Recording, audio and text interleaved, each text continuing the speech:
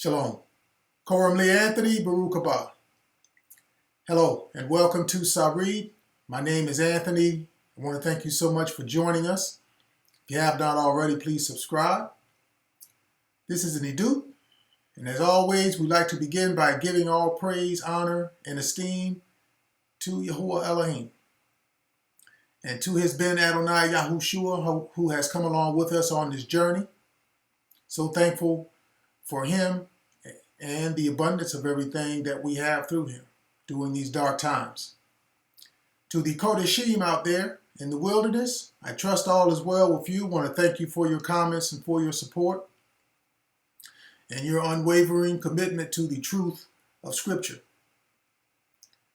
If you are joining us for the first time, I recommend that you go back and watch the first couple of videos, as it will give you keen insight to what an Edut is and how it is to operate. Here we come to the last part of section 9 in the Edut. Also the last verse of the prophetic teaching found in Vayikra chapter 12, that is Leviticus chapter 12, for a woman who has borne a male or a female child when the days of her purification are fulfilled. A prophetic teaching of instruction for the age of HaMashiach. This is a body of legal directives for the Kohen given by Elohim.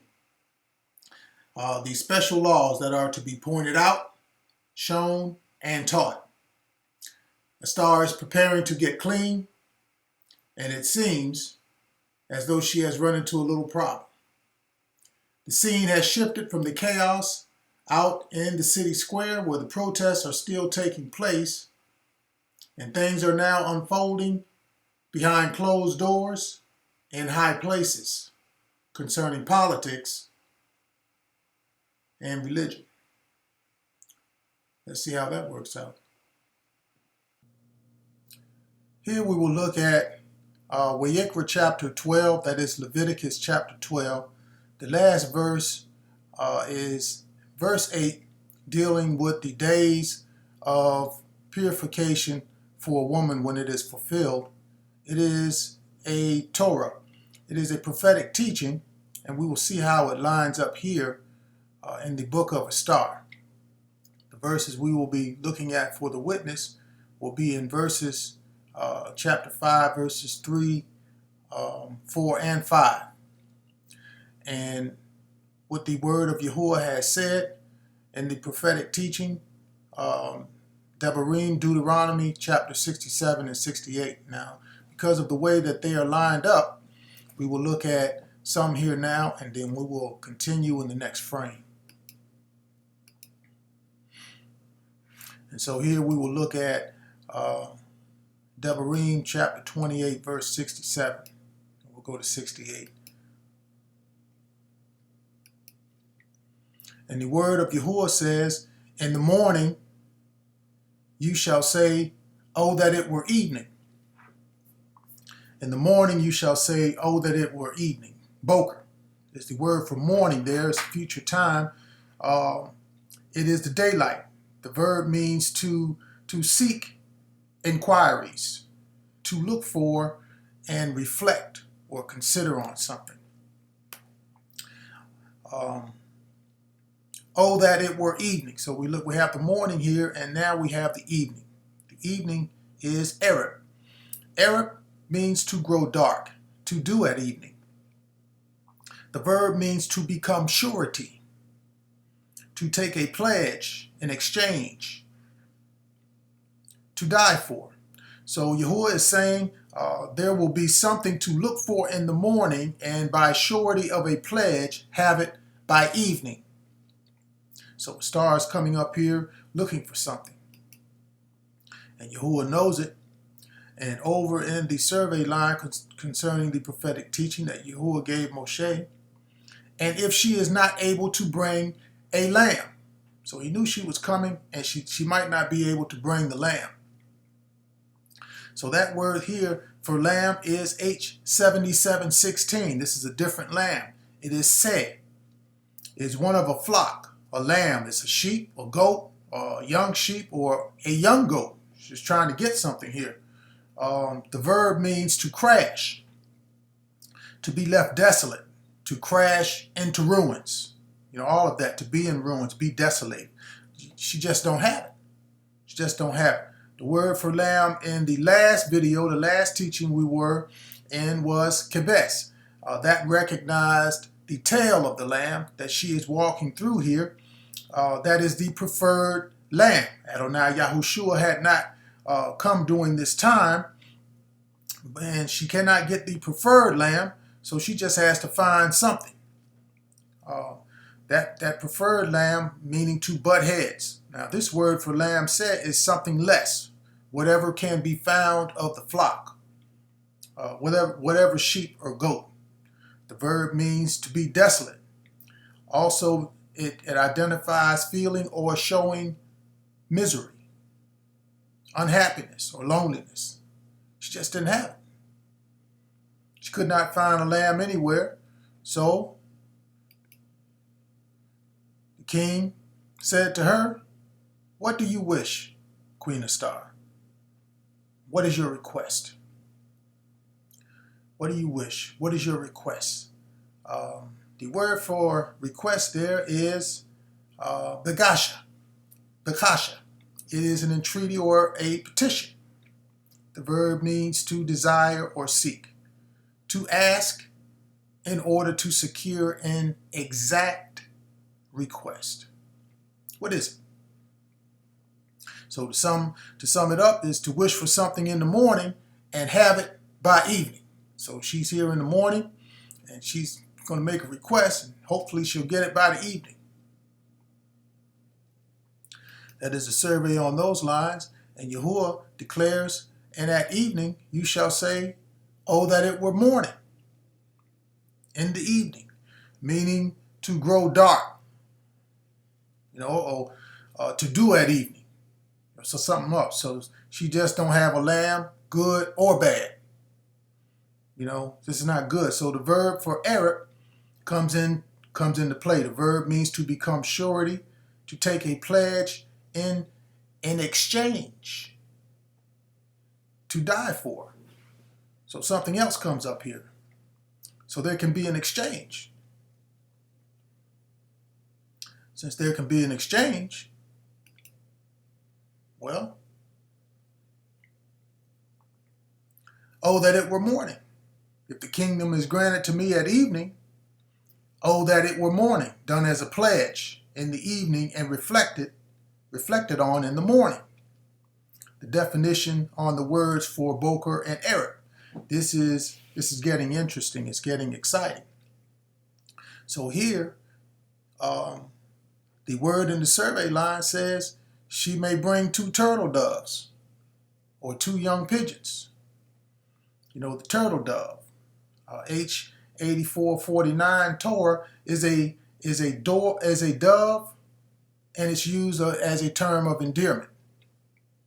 This is referencing to a circlet, something precious, a plate of hair or gold. This is something, again, precious, a succession or turn in order. To seek out and select. The turtle dove. This is what the verb means, to find out how to do something, to do a search. It also identifies to do a recon. A recon is a short reconnaissance, which is a military observation of a region or to locate an enemy or ascertain strategic features. Preliminary surveying or research. She's trying to figure something out. The turtle dove, 2 of them. Shenayim means 2. The verb Shana means to repeat and do again, to alter and disguise. So she's setting out here to do something, to set it up, and then she's going to come back and do it again. She's trying to set it up. She needs to find out a few things first. Or 2 young pigeons. H3123, Yonah. Yonah means dove or pigeon. The root is from the same Hebrew word for wine. H3196, yayin, wine, banqueting, wine biver. So some wine comes into play here from the root meaning to effervesce. Effervesce. Effervesce means bubbling up. So something else has come up because in the survey line and the star, it shall be given to you up to half the kingdom. You know, that's what's come up, half the kingdom now. So wine comes into play with this word for pigeon. Effervesce also means vivacious and enthusiastic. So the word calls for two young pigeons. This is doubly exciting. Of course, you get half the kingdom. That would be truly doubly exciting. It is Shani Beni. Shani Beni Yona. Two young pigeons. So we're talking about Beni, Ben. So we're talking about children. The root Bana means to rebuild, establish, and cause to continue a family. So here is promise. That's why she's come, because of the children who are dying in the streets, lying in sack and ash. Yahuwah knew it in his infinite wisdom and writes it in the survey line.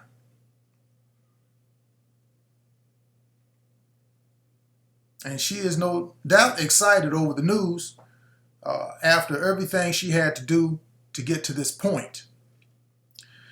She hasn't said much, and half the kingdom is in the conversation now. And all she did was take a vow to Yahuwah. Get you half the kingdom. Half. Ketseh or Ketsah. Ketsah means half. H2677. Ketsi, the verb, means to divide or cut in two. So we have two pigeons and two turtle doves. It's being offered here. So the covenant comes into play with two birds. And the promise is half the kingdom. Half the kingdom. That's what's going on here now. That's a survey on those lines. And the next line declares, and this is why she got it, because of the fear which terrifies your heart. The fear there. H6342, pachad, means to fear and tremble with awe and respect and dread. Apprehension, anxiety, or fear that something bad will happen. Yahuwah here begins to clarify why she's getting all this favor. It is because of the level of respect she has for his word, to fast and humble herself first to him and then to the king. Her heart was terrified because she was trusting in some Ibrit words taken in a vow to go up against the political world order. That's what she did. Just political here. She's talking with the king. You know, who knew that changing your speech to recognize Yahuwah Elohim could change your political situation? This is fear because of uncertainty.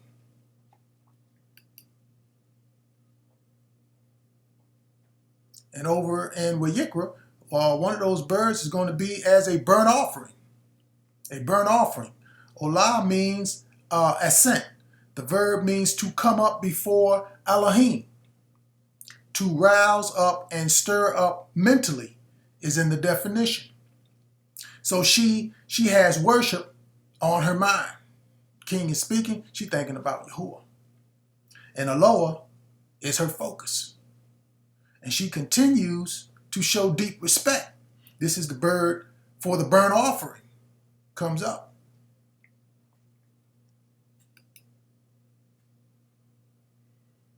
And so over in the star, she answered and said, if it pleases the king. And that's what a burnt offering does. It pleases the king. She's on a roll here. Those are the kind of words that will get you the kingdom. This is the fear or the deep level of respect that is in the top survey line that a star displayed. She displayed that. Fear terrifies her heart. deep respect there. It was genuine because Elohim was judging her heart. This is a lesson on how to gain favor. You might say she figured something out, and that is humility and trust that was now starting to gain momentum. Have the kingdom on the table. Yahushua had this same awe of deep respect for the presence of Yahuwah. It is recorded in Matthew chapter 26:38, where he says, "My soul is exceedingly sorrowful, even to death." Stay here and watch with me, is what he asked the Lamadim. He was going to accomplish something major, when he was up on the mountain, and it was going to bring everlasting life to many who believe. And so is a star. This is a recon mission, also found in the tail of the lamb.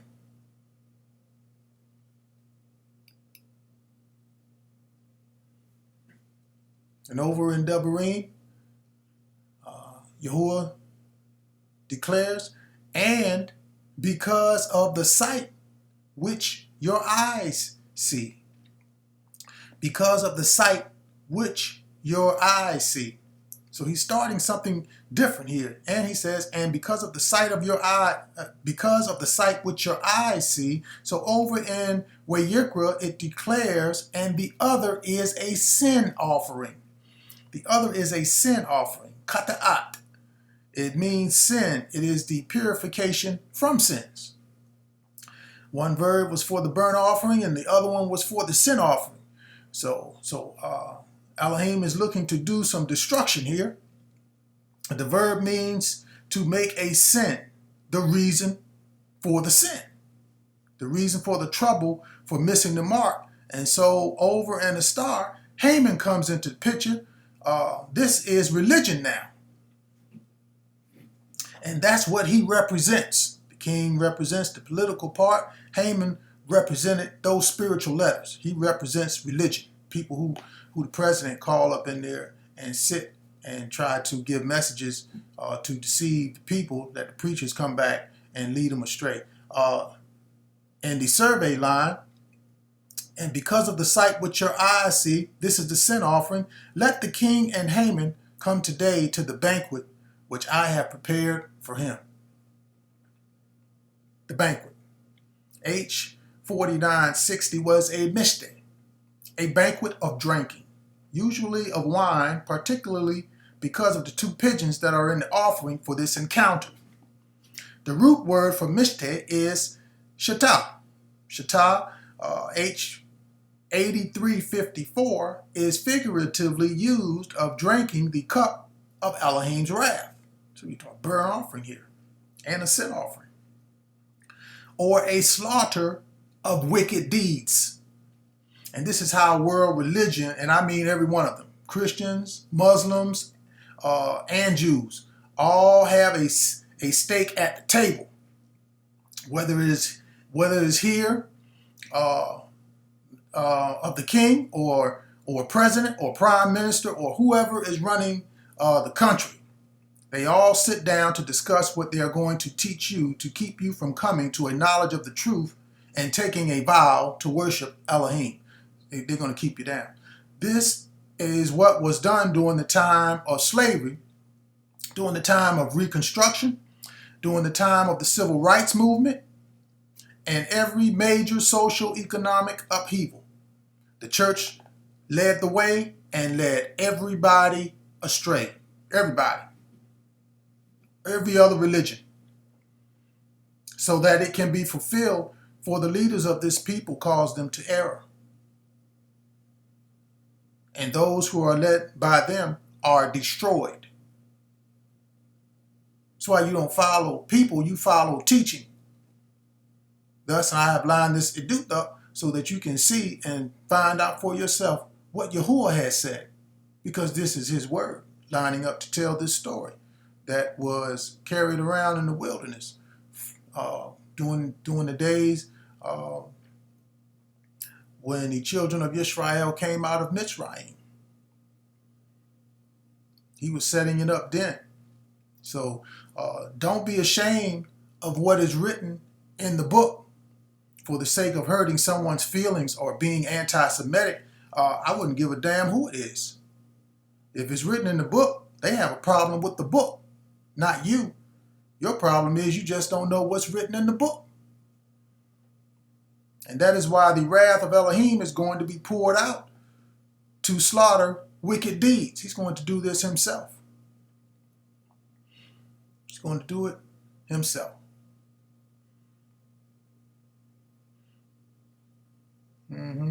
So in other words, the banquet, let's sit down, have a drink, talk this over. She has figured this thing out, so the turtle dove comes into play here. She's bearing the tail of the lamb.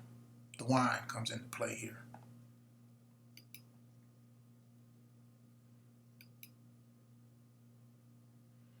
Devarim chapter 28, verse 68. Here we will line up the rest of Vayikra. Leviticus chapter 12, verse 8, as it lines up in the witness of a star. The last verse there will be 5.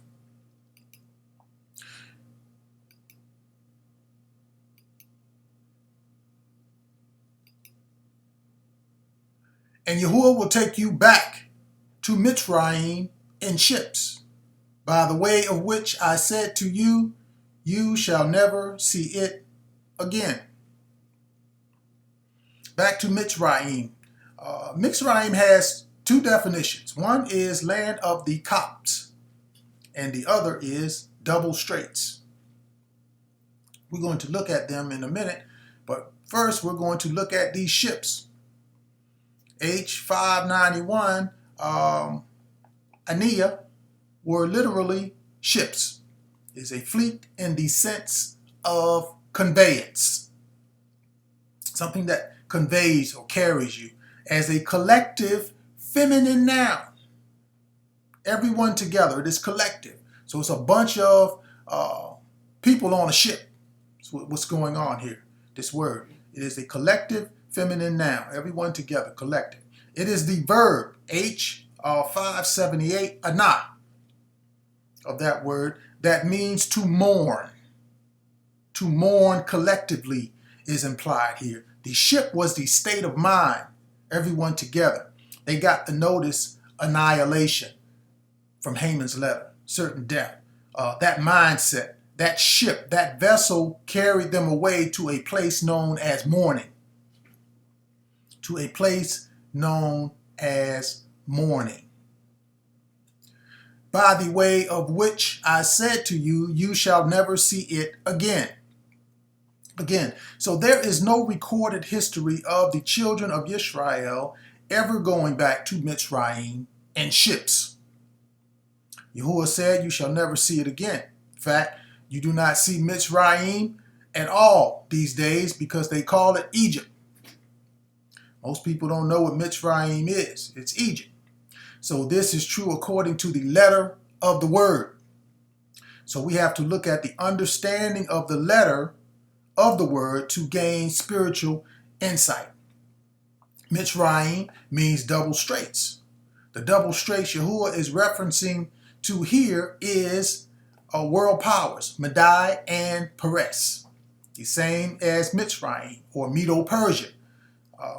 The world power for the execution of this edut to be written for all the world to see, that was not known since it was lost. He said, by the way. So this is another way in which the prophecy in Devarim or Deuteronomy is fulfilled.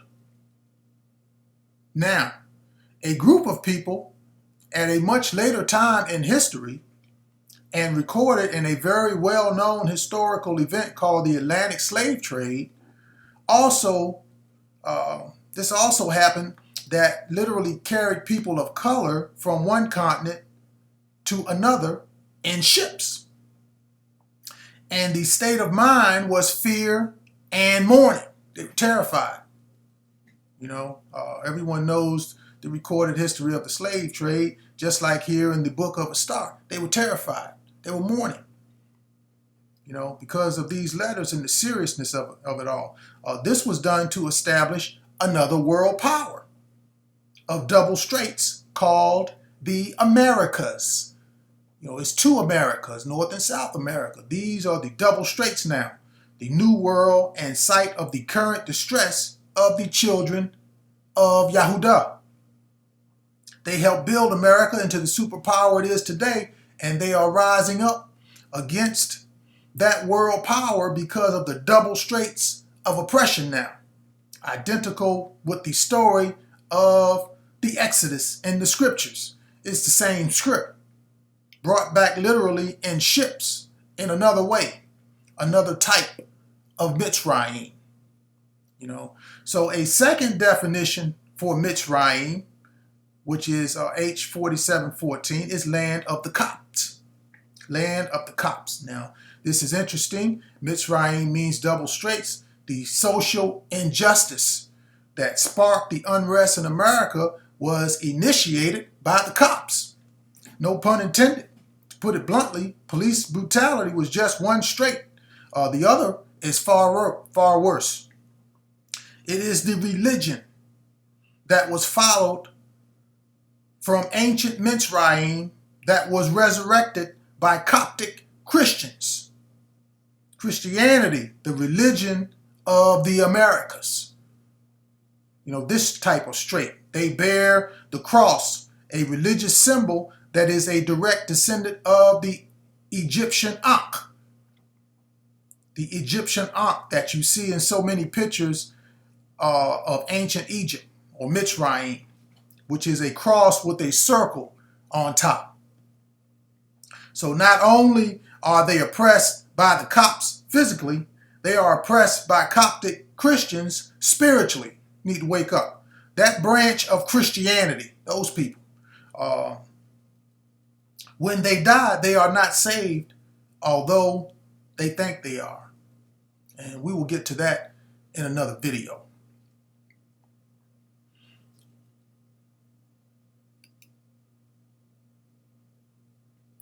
So the Cohen shall make atonement for her. The Cohen, the chief officer, who in this case is the king. He's going to make atonement for her. The word for atonement was kafar. H3722 means to cover over, to propitiate, and to pacify. To quell the anger or agitation or excitement, to make it suitable. So over in the star, this is how it played out. Then the king said, bring Haman quickly, that he may do as a star has said. So the mark of the accusative was on Haman, his understanding of life. His understanding of life, of course, we know, was to destroy the praise of Yahuwah. Don't want his name spoken. That he may do as a star has said. The mark of the accusative is on has said, what she has said. At the bar, the mark of the accusative is there, and here the king is saying, bring Haman quickly that he may do as a star has said. So his understanding of everlasting life is going to be taken away from him because he's going to have to do what she said now. And that's the understanding on this. And this is just because she took a vow to Yahuwah. This is great. And over in Devarim, and there Yahuwah declares, you shall be offered for sale to your enemies as male and female slaves, but no one will buy you. No one will buy you. So we have to break these words down. So we look at first with the word for sale. What's going on here? H4376 was machar. Machar means to sell, but it is the verb. It means to be given over to death. It's the understanding here. So this is about death. This is about death. Over to your enemies. Your enemies. H341, very interesting here. Oyeb is an enemy personally and nationally. The verb means to be treated hostile. The Christians are hostile to Hebrew understanding of Scripture, both personally and nationally, and that they teach Torah is done away with. They don't teach that. They're choosing instead to follow the Septuagint or the Greek influence, the yayin, the wine here. They drunk with it. This is destroying the nationality of the people of the book. So no one knows the truth now. No one knows what happened to the tribe of Yahudah. This is some different people. We're not talking about Jews, because if we were talking about they are the tribe of Yahudah, they would identify with the word Yahudah, but they do not. They identify with something else. So here we're talking about the truth. And as we look here concerning what they're doing with Torah, they are choosing to follow the Greek and destroying the nationality of the people, the actual people of the book. Now, this was nationally. Now, also it means to be hostile personally. And this is how they're leaving them to wander the earth, not knowing where they came from. Lost in the sea of lies. They are the people of the book, and how can that be if that position was already taken by Jews? So somebody's lying. So we have to ask ourselves a question. Where in Jewish history is it recorded that they were taken anywhere in ships to be slaves for 400 years? This is not meant as bashing or anti-Semitic in any way. It's about the truth. And the truth hurts, which means someone has to pay, even if it means, getting your feelings hurt. This is a song of Moshe and the song of the Lamb. This is about restoration for a people lost in a sea of lies. One minute they black, then they Negro. They don't know where they are. They think they came from Africa. Another made up place. They don't know who they are. It's the tribe of Yehudah. That's what's going on here. But no one will buy you. H7069 kana means to get, to acquire, to buy or possess, to be bought. Okay? No one will buy you. The letters of Haman were not about buying or possessing anyone so as to be saved, kept, or make money off of it. It wasn't about that. Those letters were bent on death and destruction of the identity of a people. Kill off the tribe of Yehudah, who will be offered for sale, but no one will buy you, because this is about death. Death everlasting, the word for sale in the survey line. It's about death then, and it is about death now.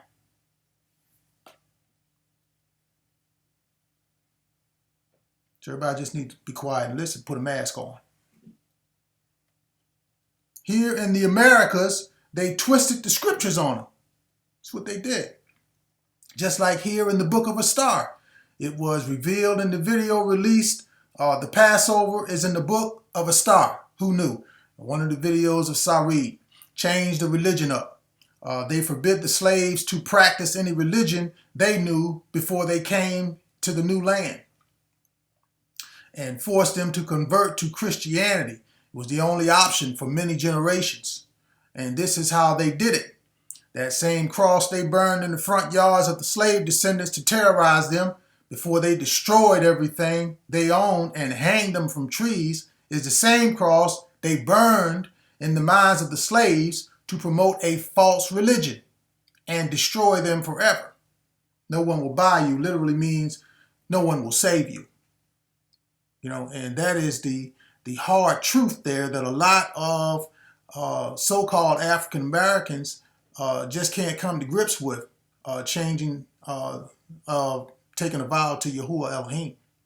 They just bent on some other thinking, some other demonic form of worship, and they use this thing with the music, and they have these false preachers up there preaching these lies, and it's blood in the streets. However, this word is as many times as it's used only once in the sense of Elohim originating, creating, and redeeming his people. And this is the tale of the Lamb. We're going to go there and look at it. It's in the Tehillah 74. We're going to go there, Psalm 74. Psalm 74, Tehillah 74.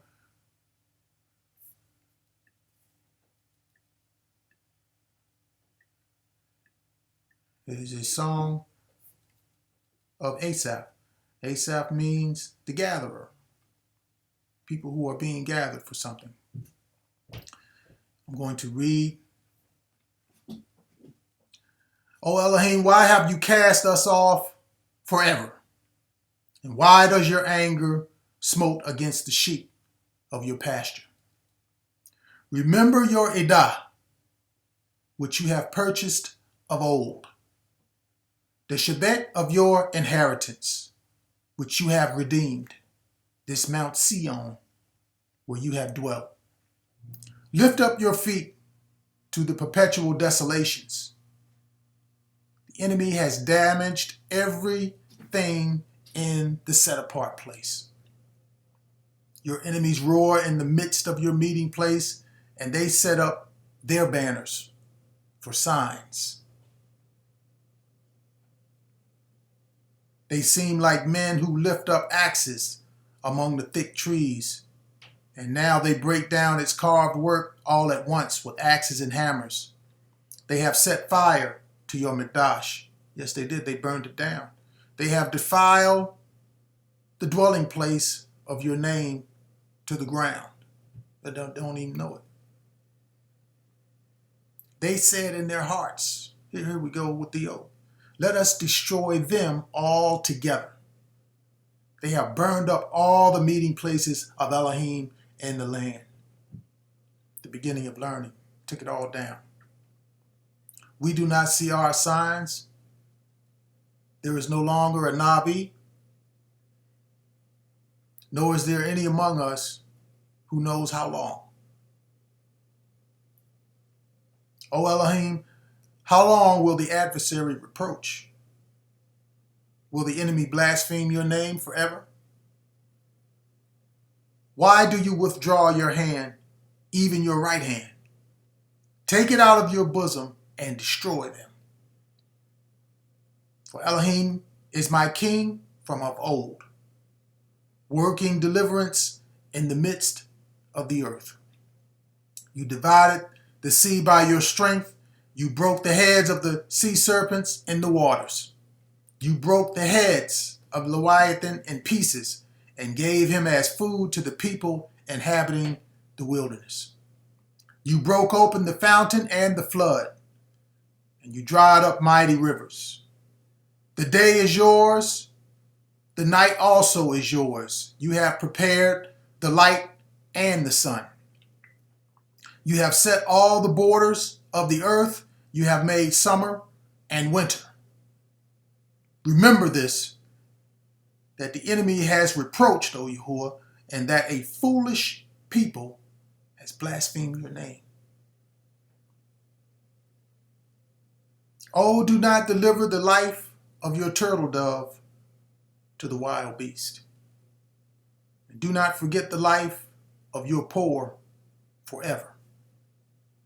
Have respect to the Berit, for the dark places of the earth are full of the haunts of cruelty. Oh, do not let the oppressed return ashamed. Let the poor and the needy praise your name. Hallel. Yadah Yahuwah. Arise, O Elohim, and plead your own cause. And remember how the foolish man approaches you daily. And do not forget the voice of your enemies. The tumult of those who rise up against you increases continually. Powerful. Powerful. Verse 22 identifies with the very first verses of the Edut. So I read, it's found in the testimony. Yahuwah said, now he will arise. Now he will lift himself up. And ever since then, there has been economic chaos throughout the world. And the worst is yet to come. Amen.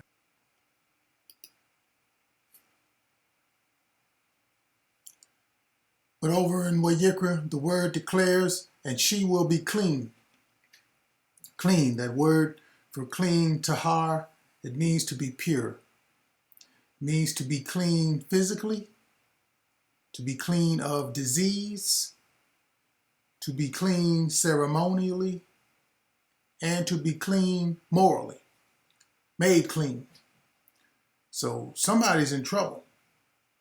And if a star is clean,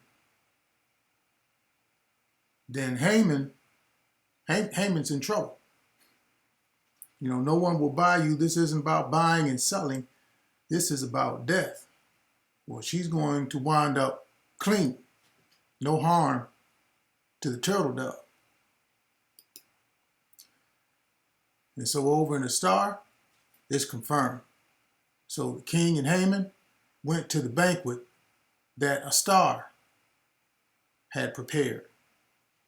So she has the upper hand here, and they're going to the banquet of drinking, a mishta, usually of wine is what's going to be drunk here. The verb is figuratively used of drinking the cup of Elohim's wrath, a slaughter of wicked deeds. Elohim, the one in the vow that she took. And this is where she's going with it now. Amen. I will take you back to Mitzrayim and ships is perhaps the most undeniably recognized way to be sure who the tribe of Yahudah is. Problem is, the occurrence is not recorded in the scriptures. Foretold? Yes. Has an event like this happened in documented history where people were scattered in such a way? Sure. We all know about the Atlantic slave trade. The last thing spoken in that exchange was the fact that they were going to be slaves in a foreign country. Mitzrayim, someplace in double straits. Now, the Jews do not have this in their history, and I often wondered why. Perhaps it will happen soon. Who knows? One thing is for sure, there will not be another Atlantic slave trade on that scale. It's a very interesting topic of discussion, and every rabbi that I have spoken with cut off communications when these things were spoken of. And yes, they take offense no matter how politely you raise the question. However, the love of the Turtledove is a deliverance that will be grand in fashion for all the world to see. And this too is the tale of the Lamb. When Adonai Yahushua returns, all the world will truly see him. Question is, will you receive him? Join us next time as we uncover more concerning the Edut in the wilderness. Shalom.